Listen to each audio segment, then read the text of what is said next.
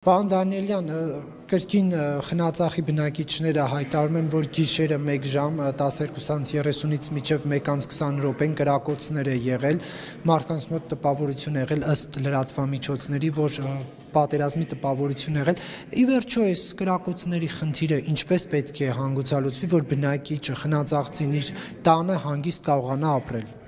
Շնորհակալություն հարցի համար, տեսեք, կրակոցները պետք է նախ բաժանել երկու տեսակի, այսինքն կան կրակոցների ձայներ եւ կան, որ կոնկրետ թիրախավորվել է գյուղի ուղղությամբ, դրանք շատ տարբեր են։ Այն կրակոցները, որոնք ուղղակի աղմուկ են հանում, ես ենթադրում եմ, որ դա նաեւ որոշակի քաղաքացիների վրա ճնշում գործադրելու միջոց է եւ անհանգստություն առաջացնելու այդ թիրախավորված կրակոցների մասով նաեւ մարդու իրավունքների պաշտպանը պետք է իր գործունեությունը իրականացնել այդ մասով, որտեղ իրականում մարդկանց համար դա լուրջ խնդիր է առաջացնում։ Մենք իմ գործընկերոջ հետ 2 օր Սյունիքում էինք եւ շփվեցին գյուղի բնակիչները, այո, իհարկե որոշակի անհանգստություն կա եւ օբյեկտիվորեն կա այդ անհանգստությունը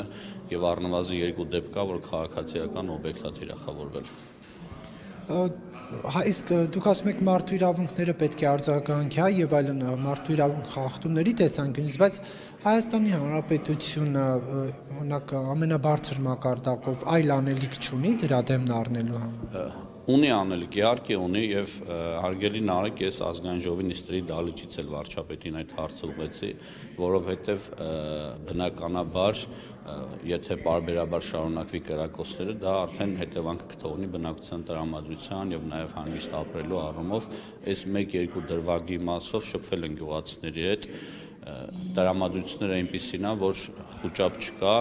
այդ կան էլ լարվածություն չկա, իհարկե անհանգստություն կա, բայց խոճապ չկա, սակայն անհանգստացնող է միանշանակ։ Դուք Արսեն Թորոսյանի հետ խնածախում էիք, ինչ արձանագրեցիք, ինչ ֆիքսեցիք, որովհետեւ ինչ որ այդ ռիլում դրական ինչ որ բաներ էիք ցույց տալիս, որ ջրագիծ է անցկացվում, այլ ինչ որ փողոց է վերանորոգվում, բայց հիմնական խնդրին չէիք անդրադարձել, չկար բնակիչ, որ հիմնական խնդրից խոսեր։ Չէ, խոսացել ենք բնականաբար առաջին հերթին անվտանգությունից ենք խոսացել եւ շատ երկար ենք շփվել բնակիչների հետ, այնուհետեւ նաեւ խոսացել ենք առօրյա խնդիրներից, այո, մեծ ծավալի աշխատանք է կատարվում, երբեք այդ ծավալի աշխատանքները այդ գյուղերում չի եղել եւ բարձրացել են նաեւ այլ հարցեր, շտապ օգնության մեքենայի հետ կապված, հրշեջ մեքենայի հետ կապված եւ հենց այսօրվանից գործընկերոջս հետ այդ հարցերը կփորձենք կարգավորել։ Իհարկե գյուղի բնակիչների համար ամենաառաջնային անվտանգությունն է, սակայն հասկանում ենք, որ անվտանգության հետ զուգահեռ կա նաև կենցաղային խնդիրներ, որոնք որ պետք է փորձել լուծում տալ եւ այս պահին լայնածավալ աշխատանքներ կատարվում են այդ գյուղում, չնայած կան էլի խնդիրներ, որոնք կփորձենք կարգավորել։ Մնայիք մի օր խնածախում, պարոն Դանիելյան, դուք Արսեն Թորոսյանը գիշերը, որ իշխանությունը պատկերացներ, հա, խնածախցին ինչ պայմաններում է ապրում։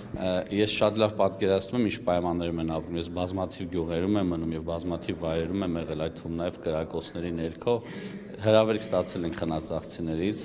ու ջերմորեն ենք ստացել այդ հրավերքը եւ պլանավորում ենք հենց պարոն Թորոսյանի հետ գնալ եւ մնալ խնածախում։ Այդ կրակոցների վտանգի տակ կգնաք կամ։ Թող կրակոց չլինի, բայց անկախ կրակոց կլինի թե չլինի, հրավերք ստացել ենք եւ կգնանք իհարկե։ Արդյոք համամիտ եք, որ այս իշխանության, ձեր իշխանության մոտ չի ստացվում խաղաղություն բերել Հայաստանին, պարոն Դանիելյան, որովհետեւ տեսնում ենք, որ գործընթաց չկա։ Ոչ, համամիտ չեմ,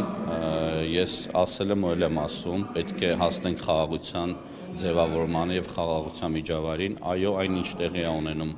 այս օրերին, կրակոցները եւ նամանավանդ թիրախավորված 2 քաղաքացիական շինության ուղղությամբ, դա դժվար է դրա շուրջ պատկերացնել խաղաղության օրակարգ, սակայն մենք պետք է մեր ջանքերը գործադրենք, շարունակենք գործադրել խաղաղության օրակարգը ձևավորելու առումով, որովհետեւ խաղաղության այլընտրանքը դա պատերազմն է, իսկ բնականաբար պատերազմը որևէ բարիք չի բերի։ Բայց չի ստացվում, որովհետև 21 թվականին էիք անվտանգության խոստումներով գալիս, արդեն սպառվում է, մնացել է 1 տարից մի քիչ ավել ժամանակ եւ նախընտրական այդ խոստումը կյանքի չի կոչվել, գոնե լիարժեք կյանքի չի կոչվել։ Լիարժեք կյանքի չի կոչվել հաշվի առնելով այո վերջին օրերի դեպքերը, սակայն այնուամենայնիվ սահմանի ընդհանուր երկայնքով տեղական ժամանակ է,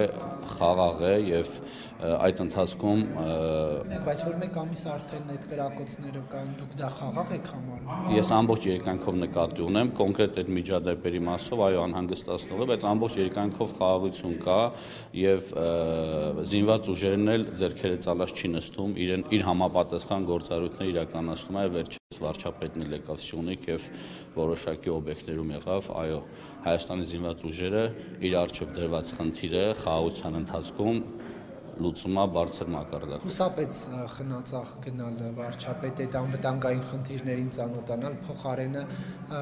ատամները ճիշտ մաքրելու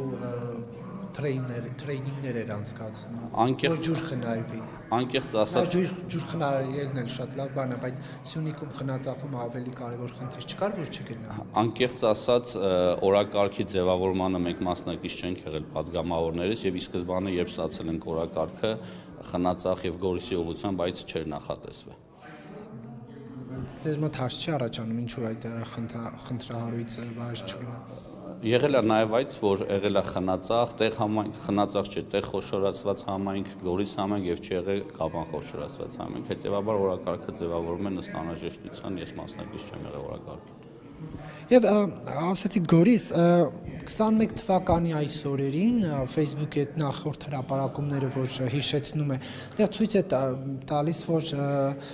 վարչապետին շատ վատ են դիմավորում հայոյանքներ եւ այլն, բայց հիմա մենք տեսնում ենք, որ այդ նույն համայնքապետերը գալիս են Նիկոլ Փաշինյանին, ձեռքն են սեղմում, այսպես ողջունում են, ինչ արեցիք, որ այդ համայնքապետերը Սյունիքի Հարություն Աշճանի փոխեցին իրենց վերաբերմունքը։ Ես չգիտեմ ով ինչպես է իր վերաբերմունքը փոխել, բայց մենք մեր աշխատանքն ենք արել, փորձել ենք քրտնաջան աշխատել, զարգացնել եւ կայունացնել Սյունիքում իրավիճակը եւ զարգացնել ենթակառուցվածքները, այդ ընթացքում նաեւ համագործակցելով համայնքի ղեկավարների հետ, իսկ քաղաքական իմաստով ենթադրում եմ, որ ձեր հարցին պետք է պատասխանեն տվյալ համայնքի ղեկավարները։